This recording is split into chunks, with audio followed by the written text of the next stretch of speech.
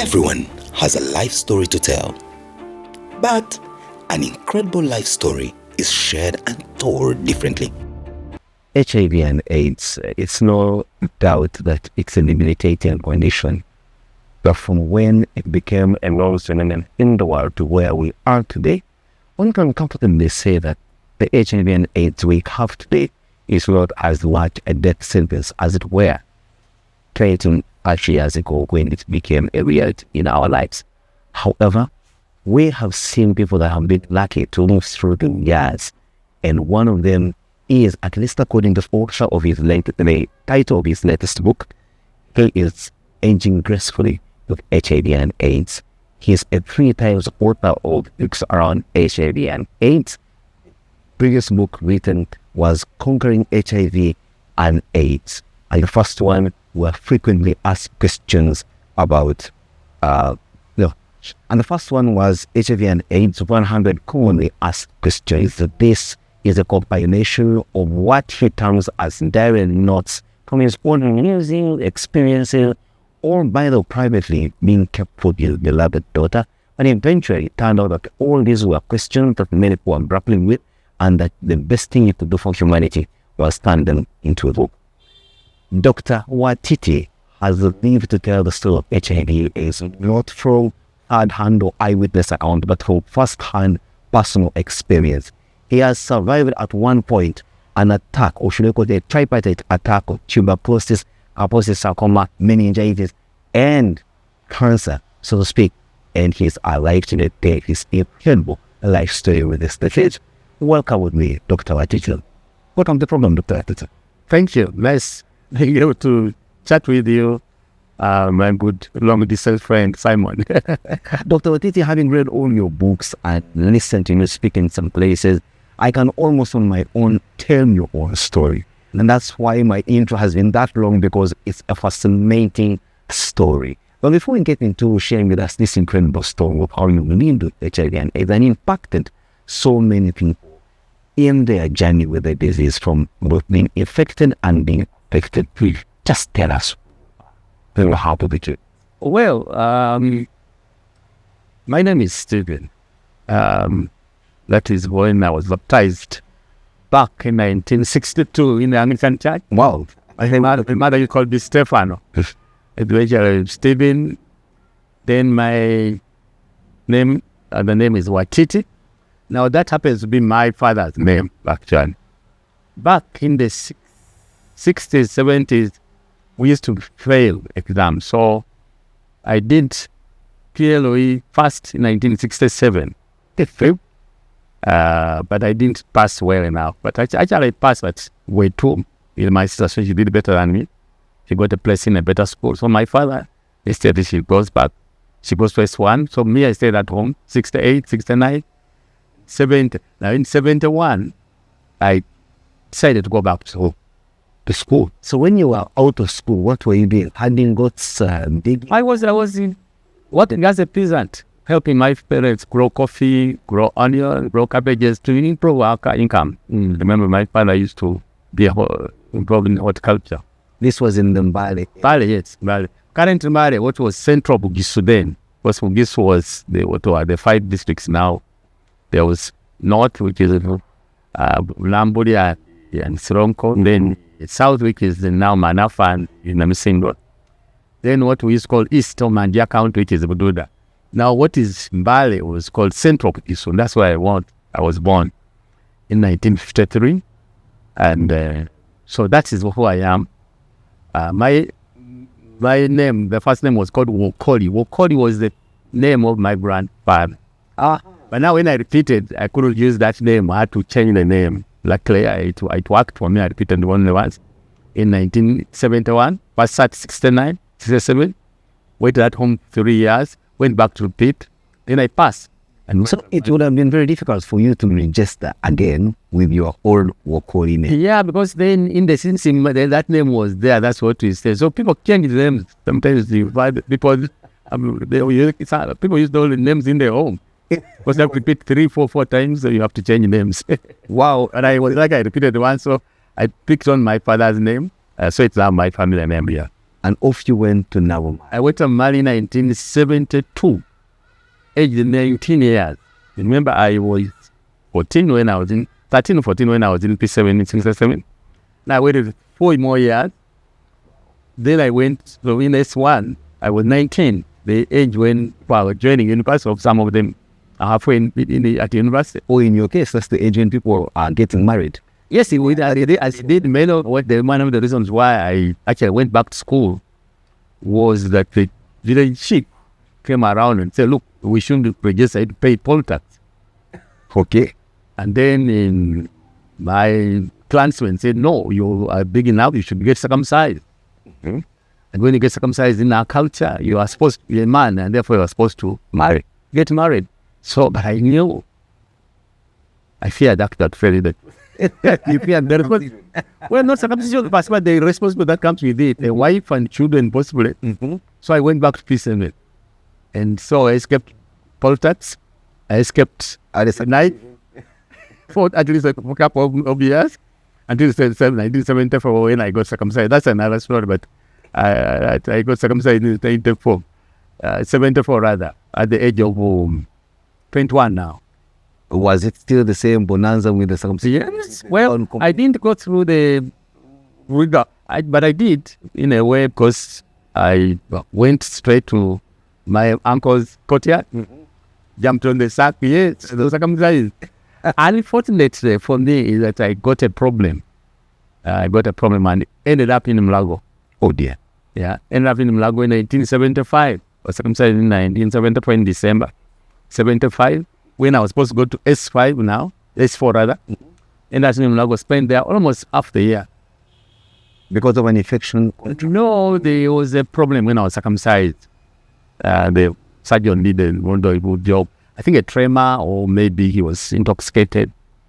The experience was that the Bajaja were not happy. Because I not behaved normally. Because being a local, I did not go through the whole process, running, but I decided to go for the knife direct, but not go through the whole process. Or some of them are not compatible with But the good thing about it is that when I was in Mlago, 1975, actually, I decided I wanted to become a doctor. But why? Because earlier on, I had never seen a doctor in our village. And I had never been treated by any doctor. So who was treating you earlier in the villages, or what were you seeing? Well, some queen found it Mulurus and treated, but we were not so sick. I was never sick, so I never saw any doctor. The only time I said doctor was when I got this problem.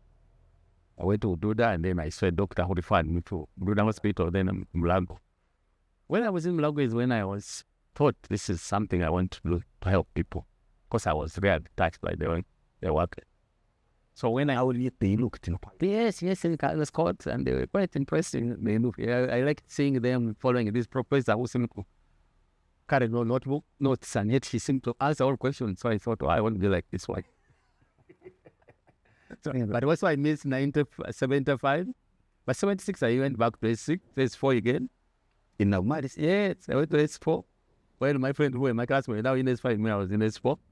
And I passed. Went back to HSC. And now the courses. Yes, I luckily passed biology, chemistry, and physics. So I went to HSC, did that, and wow, I was called automatically to study medicine from 1979. Soon after the battle that Muhammad made. All this you're going through, back home your father is still a peasant. I think poor really. We were so poor that I think even the poor people in our village called us poor. So in hindsight, look, we didn't have anything. The household was sacked. The household was sacked. Round, I call it self-contained. The chicken on the other side, but here, goats under the bed. Yes. When we reached a bit older, of course, I built a hut around 14, 15, because you don't want to stay on the other side. The other side with you. So I became a semi-independent. Yeah, but luckily I went to Mali, and so during the holidays, while my friends were going to holidays, I would go to local teachers asking, is there anyone who maybe is going for holiday I can keep at home? And indeed I made a lot of friends. I stayed in his house. that house, keeping. But that also helped me to read because at home there was no electricity. So we sit here, electricity there. So I read. You take care of the room you see. Luckily, I managed fast and came to Makerere in 1979 on merit. Of course, those days, then everything was on merit. Well, Dr. Watiti, of course, as a young man at that time, you had your dreams clearly mapped out. Yes. Get a good education, get your dream job, live life then. But just take us back that one thing. What was your motivating guide beyond the Christian faith that you had so embraced? Then you have people that spoke to you in terms of career guidance, in terms of life. At school, yes. There were teachers, and I remember a particular teacher was called Mr. Ocho. Ocho was our biology and chemistry teacher, passed on recently. And then my uncle, not very close, but distant uncle called David Wakumide, he also taught us. And he somehow inspired me to love the subjects, especially sciences. Earlier on, I had wanted to be a teacher actually, because the only person whom I admired in my village was Mr. Tadeo Ngalwa. He was the only person who had a motorcycle and had shoes in our village, so I wanted to be like him, that he was a teacher. But when I went to this experience of Mlago, then the other experience of loving chemistry, biology, not that I did very well, by the way, but I always enjoyed it. So I would not go to classes, even when things were not going well, but I liked the teacher, so I wanted to please them. So I ended up passing those subjects, right? Before we go in for a break, you came from an incredibly poor family. How were they able to afford a finished curriculum? Like I explained, the first time, you remember when I went, I sat what was called P6 in 1966. There was a change. From then, during that time when you finish P6, you go to J1. After J1, J2, yes. Then after that, you go to senior second. Now they changed, they removed J2 and J1 and replaced it with P7. So we're the first to sit P7 in 1967. Now my sister was been in J2, did not pass. So she came back to P7. Naturally, she did better than we came from P6. She went to Toro Girls Secondary School. She was given a place to Toro Girls. They were paying 705 shillings. 705. Wow. I was given a place in Bale CS. It was a day school, pay like 100 and something or 200. I got to find the way to stay. My father said no. And so I ran better. Even then, they had to sell part of our land to take her to Rogal. So as you can see, there wasn't much. Was much, yes. So the remaining which was there is when I worked on, make sure we grow food, coffee, get some money for, then pay fees. But they sold most of the land. Actually, most of the land we have now, we have to buy it back for the neighbors who had our land. So when my sister was in S4, then I went to P7.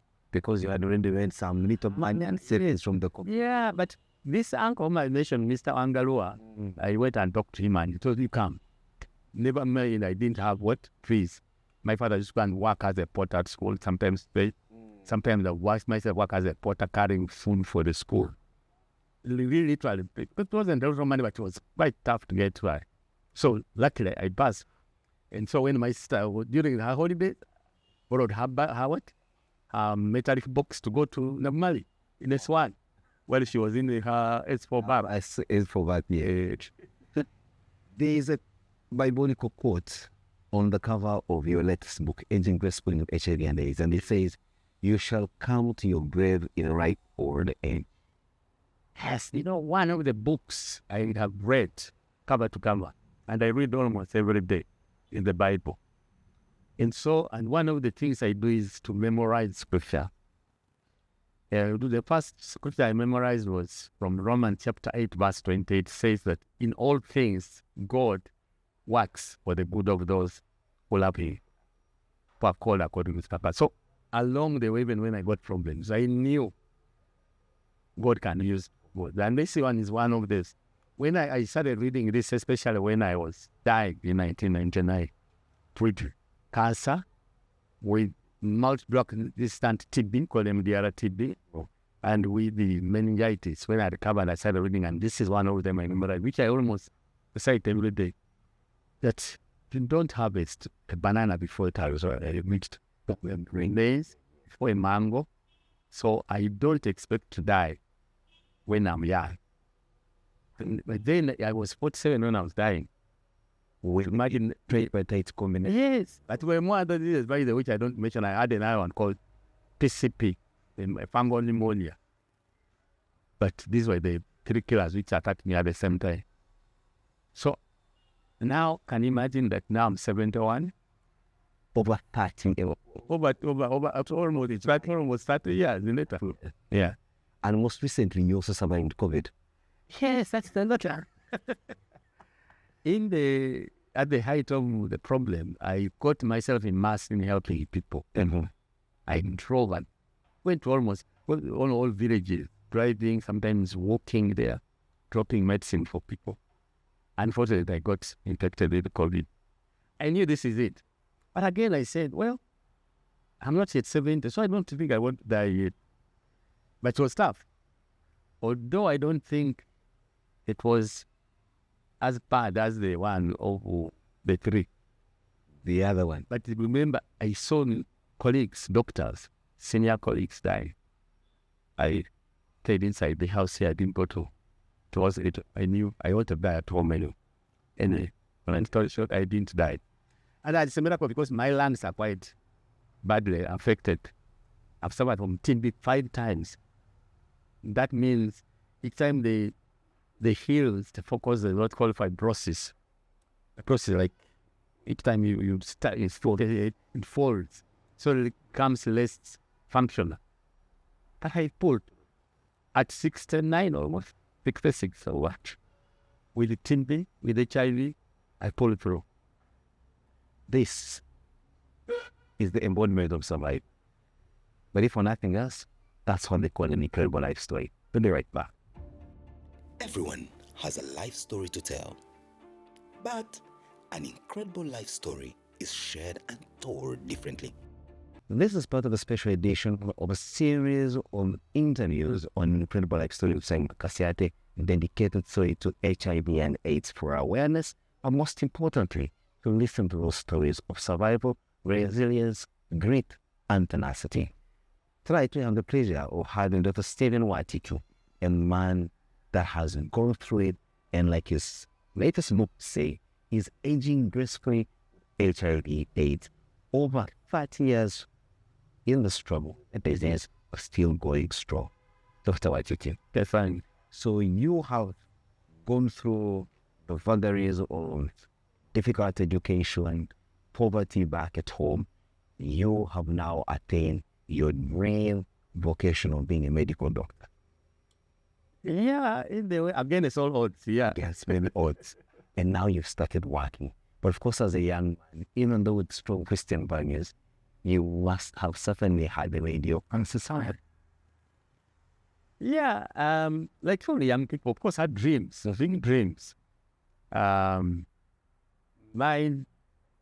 bigger dream was, I always had that professor in my head, Professor Marandola, whom I met in 1974.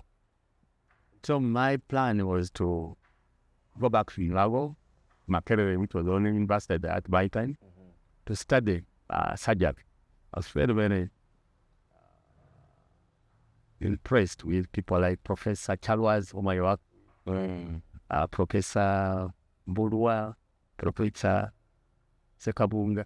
They used to come to Rubaga. Remember, the Mlago had started rambling, and the theater is also open. So a lot of professors used to practice in Rubaga, where I worked for 1984 up to 88.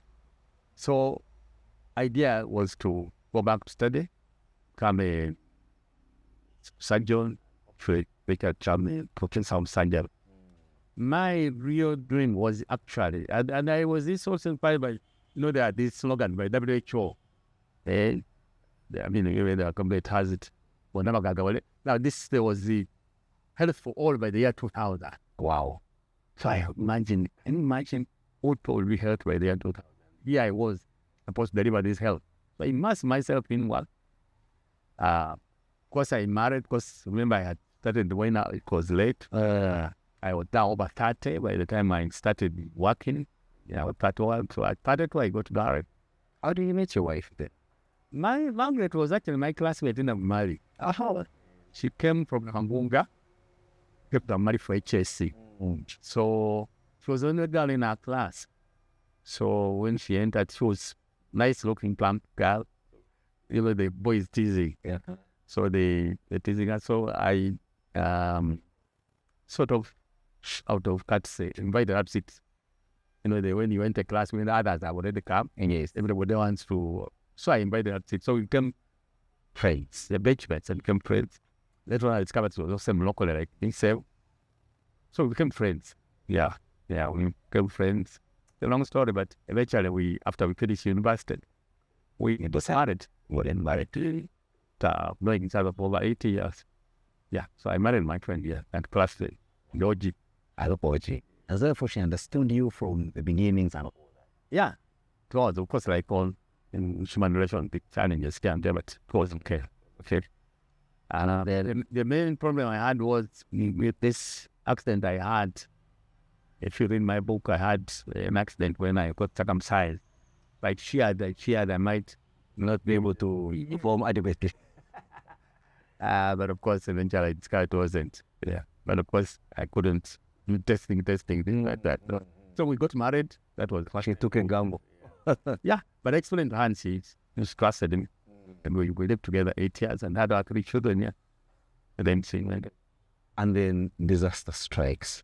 That disaster strike. And it comes in different phases. One, you lose your firstborn child. Yeah, this was a big surprise because I didn't know I was a sickle cell carrier. But then with hindsight now, I realized my father told me they were born 13.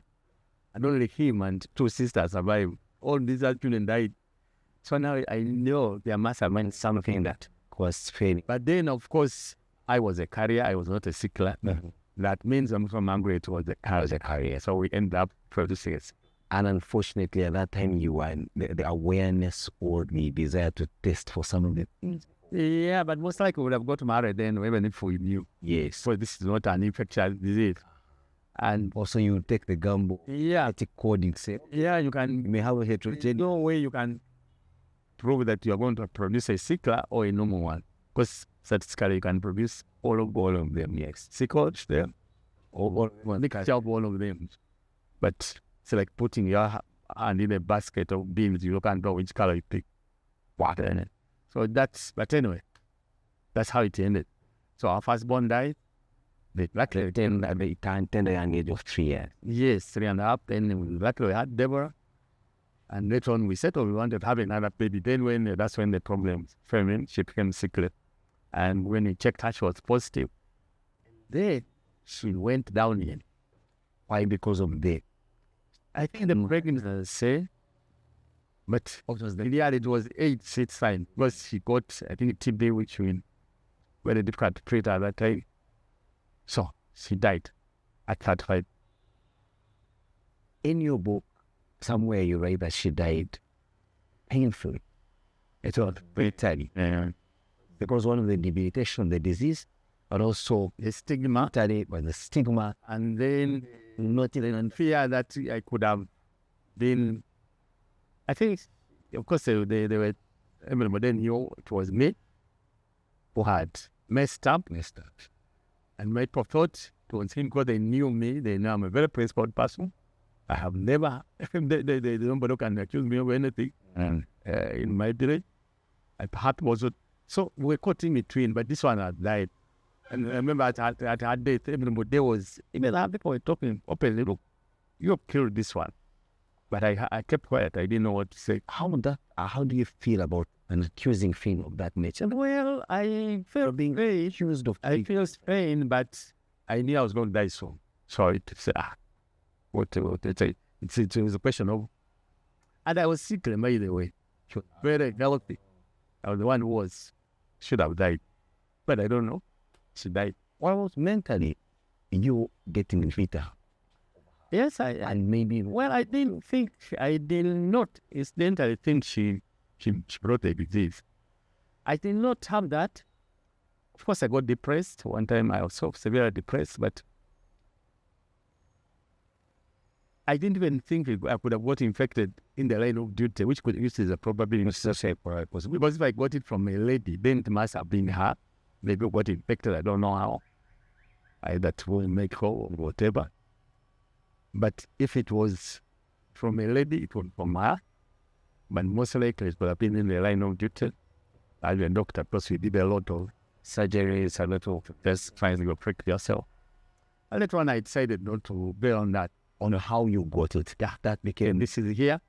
I don't think I can. Even if I answered correctly, it's like a snake in the house.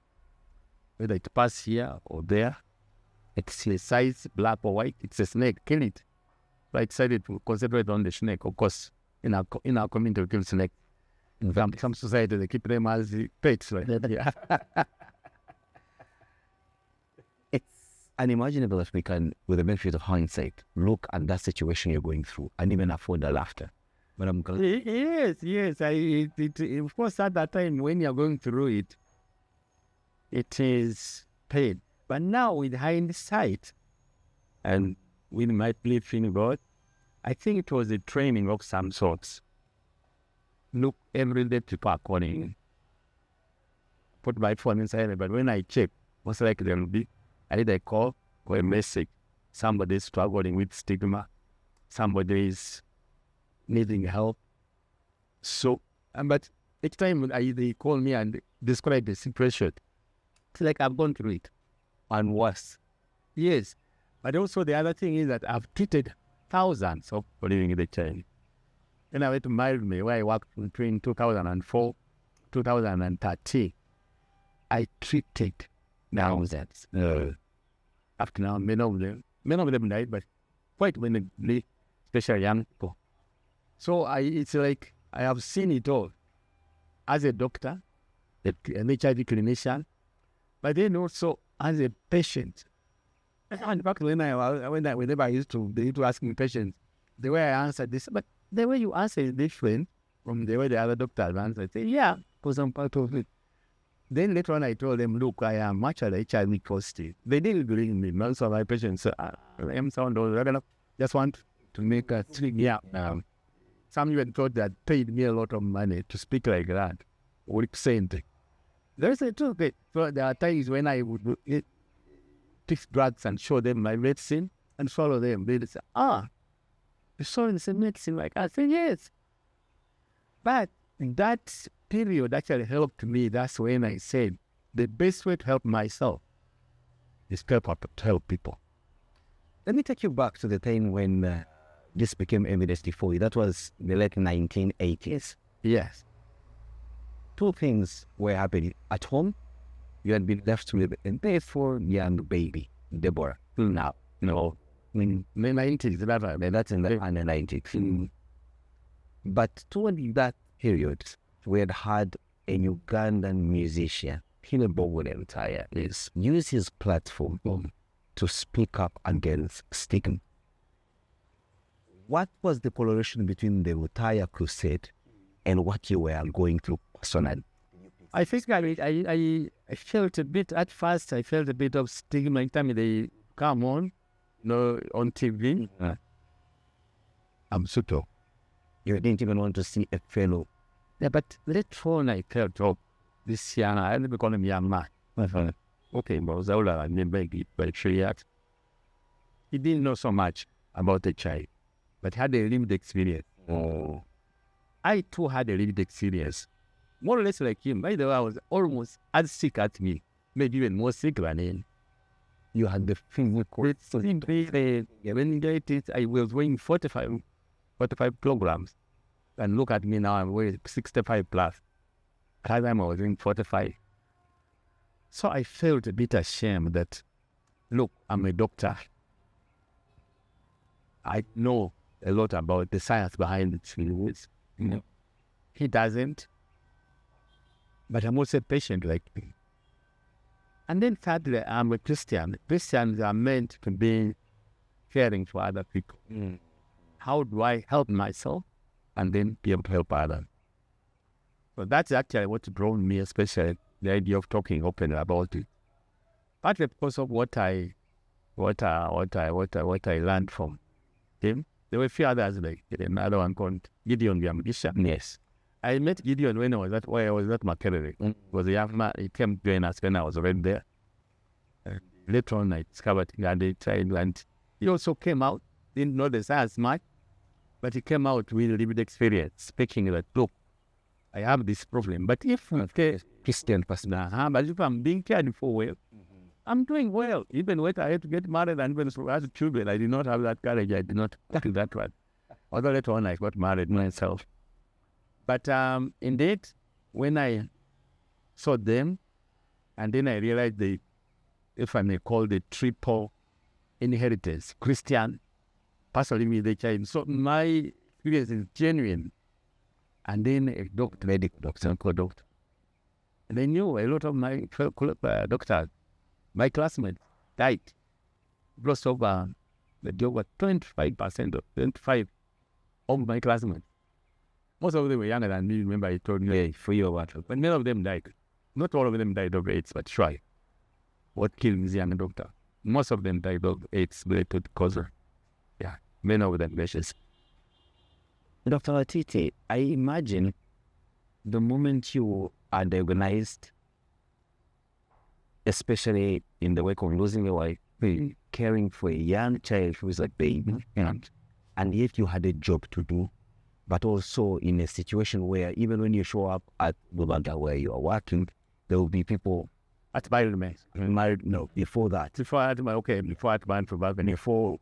people always yeah, at Rubaga, nobody at that time, supposed I got infected when I was at Rubaga, but nobody knew it. And there was nobody, there was no it, because later on in 1993, when I had left, I was working at the clinic called Joy. I started a clinic in there, but I still there called Joy Medical Center. Oh, you went private in Yeah. Well, apart from there, we went private. But before I used to work on Entebbe Road Clinic. There was a clinic called Entebbe Road Clinic run by a doctor called Dr. Tvareka, who was my classmate, my teacher runner. His teachers, pharmacology, then he gave me a job. But look, I knew it was not going to be easy. But whether I was very sick, we got big behind. And a lady came and told me that I was all going to die. There's a lady who came and who said he was praying for me. There's a missionary lady called Annie Crow. Remember in 1999 when I was very sick with TB, cancer and meningitis. She came and read for me a verse in Psalms 119, Psalm 118, verse 17. It says, I will not die, but I'll live. She believed that God had told her to bring me that word. And then the second part said, I'll talk about the great things that God has done for me. So that also inspired me to say, look, since I'm not going to die, I have to talk about what God has done for me. At first, it wasn't that I was going out to tell people. I was just telling people, just like I'm telling you that, look, I know I have this disease, but I'm not going to die of. Because later on, when I created it in around the 2004, I said, but if I'm not going to die, then I can remarry. Then people said, you can't remarry because you have AIDS. No, I said, no, I don't have AIDS. I had AIDS then in 1999. By 2004, I don't have AIDS. I just have HIV. And I then had one knowledge my viral load was down. I can marry. That also brought a problem, what I described in my second book. But luckily, the lady was got married was herself working with us, so she knew HIV quite well. And so we went ahead and got married. And imagine now it's coming 20 years. And many of those people who opposed me, many of them have died. Not of HIV, whatever other was it. I said, I'm here. And she's here. And she's here. And actually, I don't fall sick. The only time I felt very sick was when I had that COVID, but in the last 20 years, I don't fall sick. She's been quite... Yes, she's a good nurse. I have seen you dedicate in your second book. Yes. To this day. Actually, all of them, the three ladies, Now the my mother was passed on last year in 93. Your My first wife, Margaret. daughter Deborah, Yes. and your current. Yes. So the four ladies in my life, but I have two left. Two left. Well, that is 50%. Yes. Indeed. But I've done a good job. I can imagine. Yeah. My mom really encouraged me never to give up. If things were not working, to tell you, no, they would work. I remember one time he said to us, go and collect cow dung at the neighbors. And, we used to cow dung to Make the floor. yes, and out. So they refused, but it was Christmas Eve, and they said, no, I want to use them. When I went back to my mother, no, we must have it. Say, I'm refused. Said, no. Who produced it? Are they the one producing cow dung? He said, no, what produced cow dung? She said, cow. I said, cow. Where are they? Then I said, yeah, okay, there is a solution. The cows are gone, but where they are, they can keep dropping cow dung. So I joined the group. So the cow were eating, and I came home with fresh cow dung. So I learned, my mom always the way of solving problems. Instead of waiting for it to be gathered in one place, you Follow them. follow the cow. I came home with the cow dung free of charge. I'm very much curious to know at what point you disclosed your own status to your daughter. That was, my daughter was in Gaia as a junior in 1999, when she was in, I think, 98, 90 something. 98, before I came, I knew I was old. When I was very sick in 99, no, in 90, when after her mother died, I was very sick. So I decided put her in body. I knew I was going to die, so I did what has seen me die. So I felt very sick. When I improved, they put me on the ARVs. Now my daughter, I didn't tell her. She feared I was going to die, but I didn't tell her. Once, when she came home with a piece of paper that written on a word, Combiva. Now, she had seen it on my medicine. I was selling medicine called Combiva. Now, at school, she was a prefect, and she was being told that they must bring this girl every day to take medicine at what? At sick bay. There was another girl in the school. Now, they didn't tell her why, but they said she must swallow this medicine every day. If she doesn't, they punish you. So the girl would say, we didn't want, and then there was a rumor that this girl had AIDS. So now my daughter says, look, this girl has AIDS, and following this medicine. My father is also following the same medicine. So she comes home and she tells me, Daddy, I have something to tell you. It was about 4, 5. That's about 10, 11 years. Yeah, it was actually 11. They said that. And she said, but we agreed you are not supposed to tell me lies, I don't tell you lies. I said, yes, but that's a deal. We don't tell you lies. Even if something is hard, we say, I'm not telling you now, but don't tell me lies. So he said, there's a girl at school who follows this medicine, and they say she has AIDS. Now you're swallowing this medicine. Do you have AIDS? I now tell. So now Deborah, no, I don't have AIDS. But your mother died of AIDS, and I also have the disease which can cause AIDS. Boy said, so it's important. We got confusing. He said, Daddy, so that means my mother died of AIDS. Yes. So that means my mother has not gone to heaven. And then she broke down, she cried. I don't know, cried. Try to explain to a child, because the idea of saying that people who behave well don't get AIDS, people who behave bad, they go to hell. So now the girl was saying, my mother died and not heaven because she died of AIDS. I tried, it took long to explain, but after I explained to her that, look, no, I'm a doctor. This medicine, when I treat many people, and even myself, I'm not going to die. I'm going to be there. She was, I think, in P5 then. Be there for you to graduate. And I'm here there for you on your wedding. Either it was madness, calling her. And I never liked weddings that we made, or the Nawa Garden and made. So that symptom called her, I said, Daddy, okay. She went back, didn't do very well, but anyway. Later, for that, she did well and went to Kayaza High, and later went to university. And indeed, she attended the university in Malaysia. Miraculously, I went and attended that graduation in Malaysia. Wow. Is she a medical doctor? No, she said nutrition. Then during COVID, I recovered. They told me she got married. Well, there was at her wedding. Here in Uganda? Yes, got married. During the COVID, we were only about 35 of us at the wedding. At the wedding. So you did fulfilled, yes. So in a way, but I was lucky, real blessed that God helped me. And the fact that we are friends, up to now we are friends. I can tell when I read about it. This calls and talk almost. But she has children now. I try to talk to them in Mugiso, explain that. As a judge. Yeah. Okay.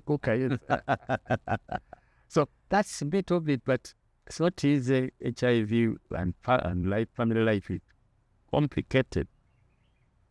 But what helped me is that I tried to learn the facts. Then I applied them to myself. Then I tried to help many people, a lot of them. And in the 5 minute talk time I meet, I write this book. I write a column every week, something similar to this. So every time I meet people, they tell me you've helped me.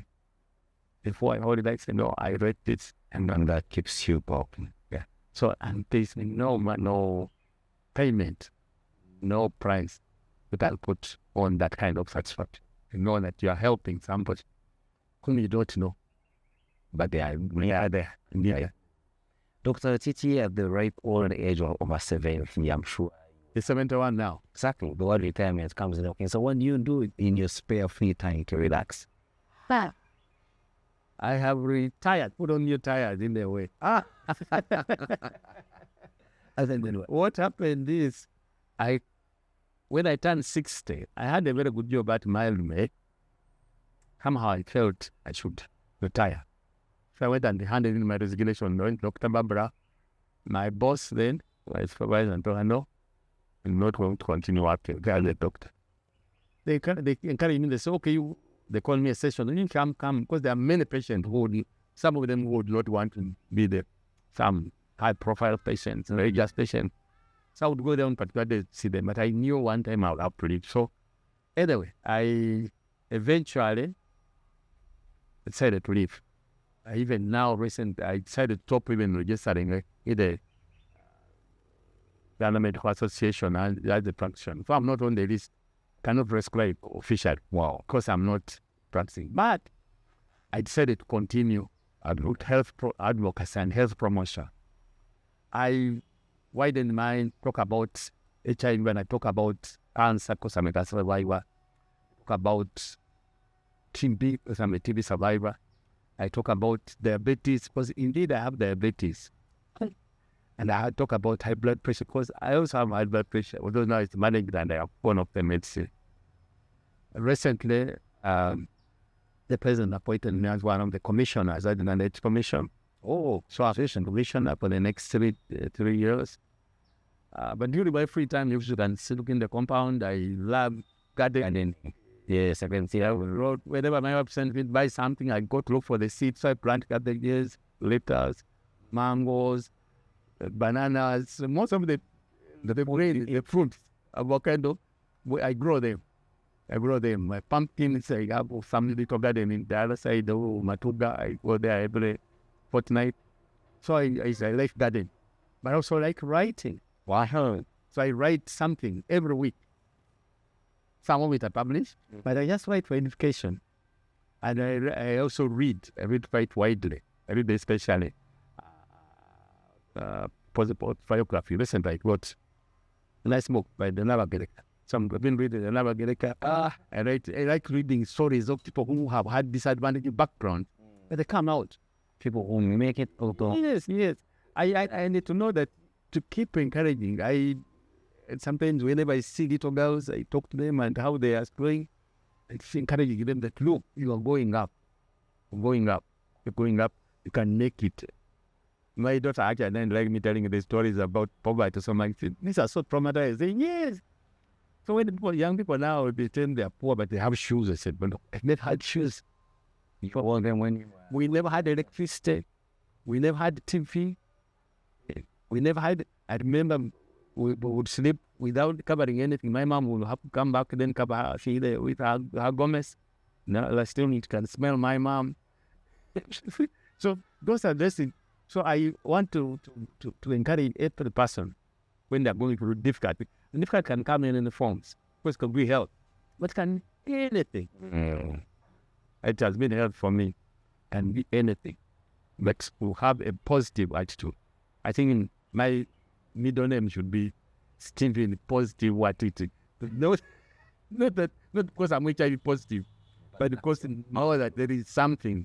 If there is this side, there must be another side. This, and how do I do it? How do I turn this very bitter experience into something that can help me and help others? Of course, I know when as I age, I know there are challenges of aging. Recently, I watched my mom was very strong, needing to use Pampers. So I associate myself with the movements like palliative care, knowing that we're not curing you, but can help you land. Make yourself, we'll give you a parachute to land well without, because I know one day the system fail, and one day I have to go back to what we call the fetal position. When you're in the Rest position. Then if you're very straight, you eventually go back. Yeah. So that's what inspires me to. So I do something. I'm very busy actually. Like I'm on boards, I must say to really organizations that promote health, like Community Health Alliance Uganda, where I am currently supporting them. Can you put that, look, your body is the only asset, the best asset you have. Use it. Not a car, not a house.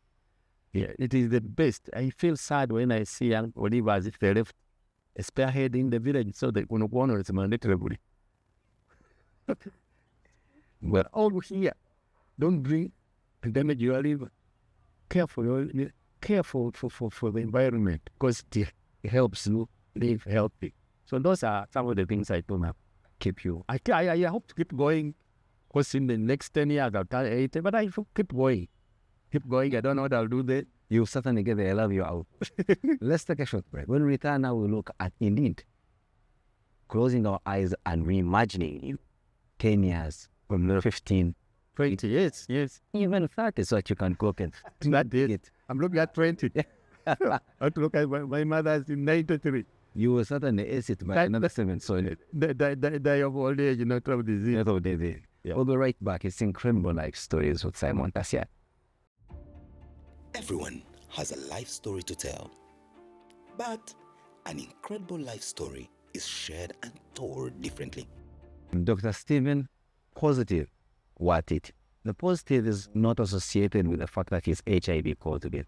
It is associated with the fact that he doesn't see negativity in whatever he sets out his mind to do, that he sees only a positive outlook, he goes for it and attains what his dream and desire is from a positive perspective. Now, you're aging gracefully with HIV, but the future doesn't seem to grow and do for you. Why? Because even though you have retired, especially from active work, you have already put on new tires and you're now working passionately, positively to impact humanity. Let's see, when you close your eyes and paint a reimagine of yourself 10, 20 years, 30 years from today, what do you say? I want to go back to my village. Okay? This is where I've been here since. Here in Bala, I come from a village called Ishisaku. Musaku means old man. So Ishisaku means a place of old people.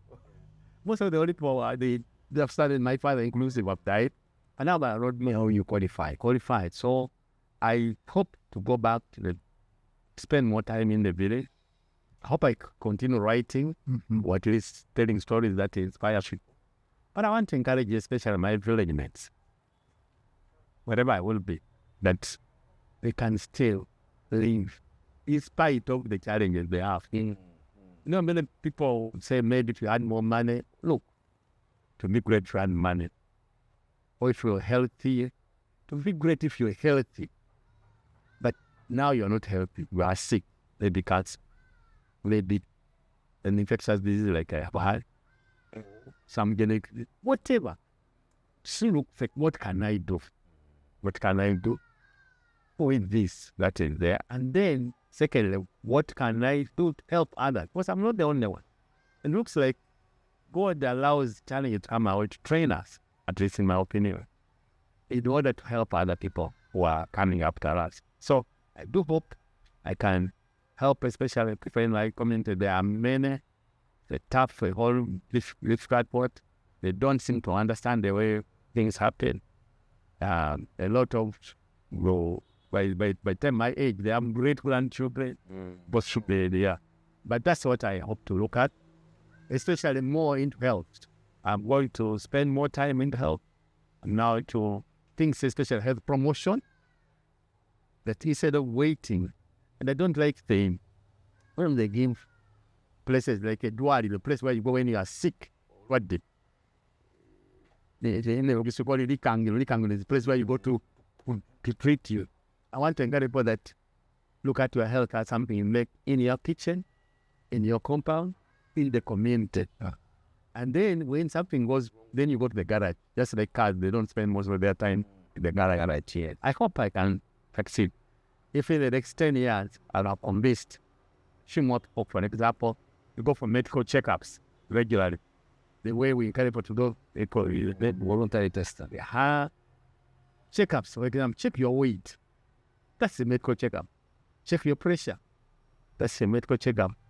I want to encourage people that why don't people do, for example, the way we take our cars every 3,000 kilometers?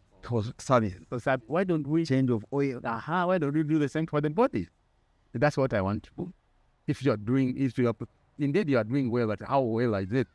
You have to wait for the blood smoke. Yeah, smoke. Or that means pain. Or you see blood coming out of your nose or whatever part. Then you go.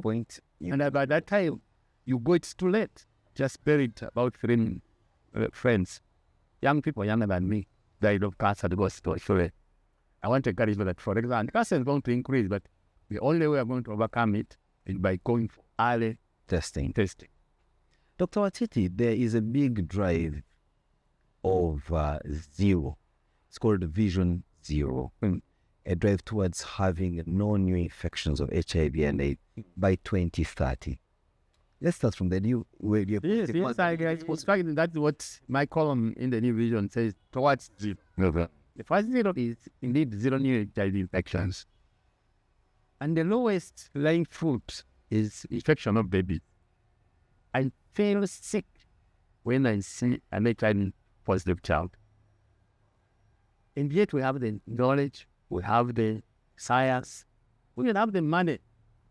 We can be able to stop intervening through PMT. So I would like every person, every woman, and any man who is going to have the next baby to test for it or go for medical checkup, but include the HIV test. In those who are positive, because when you test, the good thing is that we have good technology to separate the positive from the negative.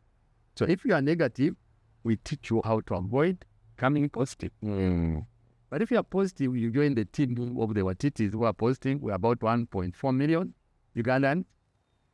And we say, take your medication. And the good thing with the medication now is that you take one tablet.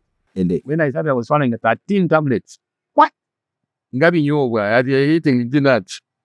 And they're costing $500. Now, per dose, $500. $500 per month. I have taken every day, 3 times. Now we have done better. There is even an injection coming up told. But the good thing is, can take it like now I take one tablet. And take my cup of porridge in the morning, eat a banana, eat swallow one tablet. And I don't even have any side effect. So I can take nothing.